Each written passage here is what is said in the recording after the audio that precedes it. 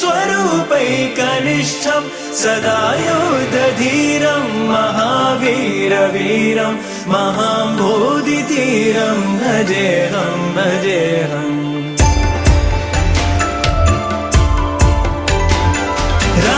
रमावामभागं तदानन्दरागं कृताधीनयागं गतारागरागं मुनीन्द्रैः सुगीतं सुरैः सम्परीतं गुणौघैः